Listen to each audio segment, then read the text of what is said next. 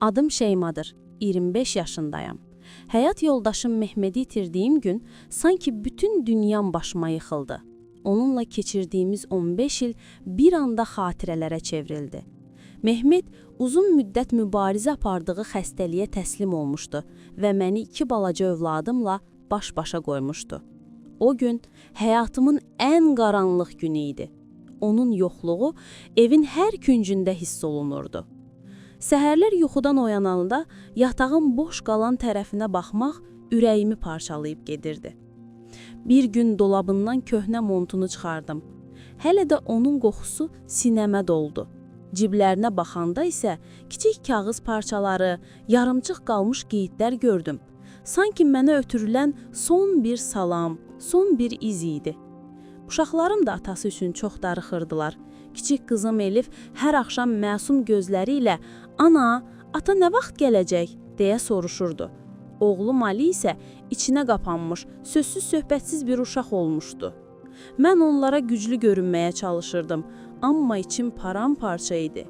Mehmedin yoxluğu yalnız bir həyat yoldaşını itirmək deyildi, həm də evin dayağını, uşaqların atasını, dostumu, sirdaşını itirmək idi. Elə o çətin günlərdə həyatımıza Mehmedin atası daxil oldu. Əvvəllər kənddə tək-tənha yaşayan qaynatam, oğlunun ölümündən sonra bizdən ayrı qala bilmədi. O hər zaman deyirdi: "Mənim oğlum getdi, amma onun can parçaları, nəvələrim buradadır, mən sizi qoyub necə ayrı yaşaya bilərəm?" Beləcə, biz birlikdə yaşamağa başladıq. İlk günlər həm mənim, həm də uşaqlarım üçün qəribə idi. Amma qaynatam evin hər güşəsinə sanki bir ata nəfəsi, bir baba qayğısı gətirdi. Səhərlər erkən qalxıb uşaqları məktəbə yola saldı. Alinin dərslərinə kömək etdi. Elifin məktəbə aparıb gətirirdi. Mən yorulduqda, "Qızım, sən istirahət elə, uşaqlar mənə əmanətdir" deyirdi. Zamanla evinizdəki boşluq birazca da olsa dolmağa başladı. Əlbəttə, Mehmedin yoxluğu heç vaxt əvəz olunmurdu. Amma onun atasının varlığı bizə həm dayaq, həm də təsəlli oldu. Uşaqlar babalarını çox sevirdilər. Elif hər axşam atasının yoxluğunda babasının qucağında yatırdı. Ali isə babasının söhbətləri ilə susqunluğunu azaldırdı. Bir axşam Mehmedin ən sevdiyi mahnısını dinləyərkən göz yaşlarımı saxlaya bilmədim.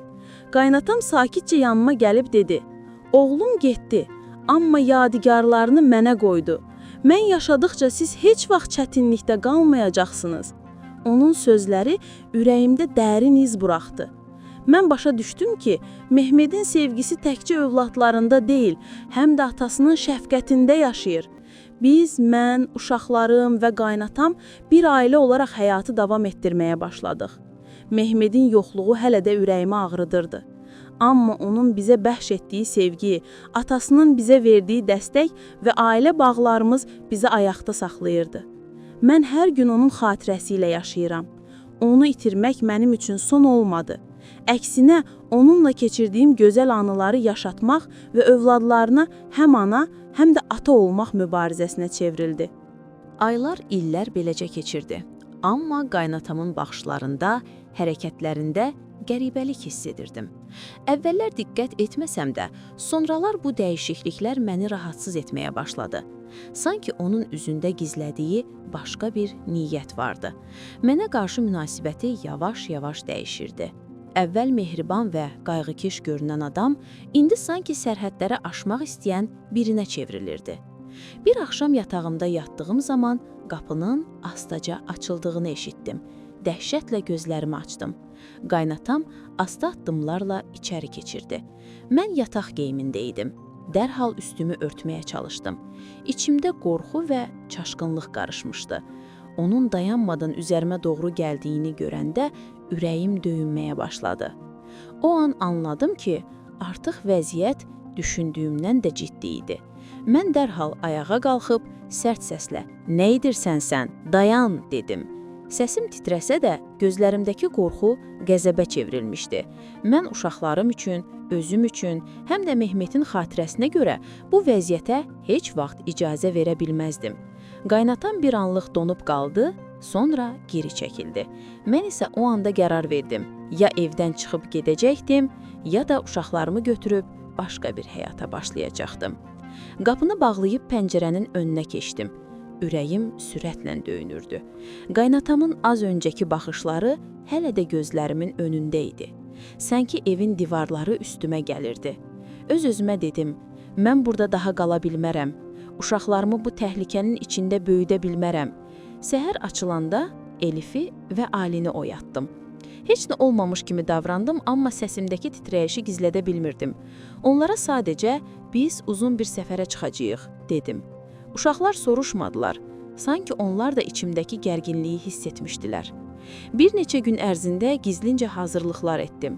Lazım olan sənədləri, biraz pulu, uşaqların geyimlərini yığıb bir çantaya yerləşdirdim. Hər dəfə qaynatam evdə olmayanda fürsətdən istifadə edirdim. Nəhayət qərarımı verdim. Bir axşam o həyətə çıxanda mən uşaqlarımı götürüb evdən çıxdım. Qapının arxasında dayanıb bir anlıq geri çevrildim. Bu ev mənə həm Mehmetin xatirəsini, həm də son günlərdəki qorxulu gecəni xatırladırdı. Bir tərəfdən gözlərim dolurdu, digər tərəfdən içimdə bir azadlıq hissi yarandı. Qatar stansiyasına getdik. Uşaqlar yorğun idilər, amma mənim əlimi möhkəm tutmuşdular. Hara gedəcəyimizi bilmirdim, amma bildiyim tək şey vardı. Artıq tək deyildim. Yanımda uşaqlarım vardı və biz birlikdə yeni həyata başlamağa hazır idik. Qatar hərəkət edəndə pəncərədən bayıra baxdım. İçimdə qarışıq duyğular vardı. Qorxu, kədər, amma həm də ümid. Mən öz-özümə pıçıldadım. Mehmet, sən yanımda olmasan da mən uşaqlarını qoruyacam. Onlara həm ana, həm də ata olacam. Sənin xatirəni isə heç vaxt unutmayacam. Və beləcə qaranlıqdan işığa doğru, keçmişdən gələcəyə doğru yol aldıq.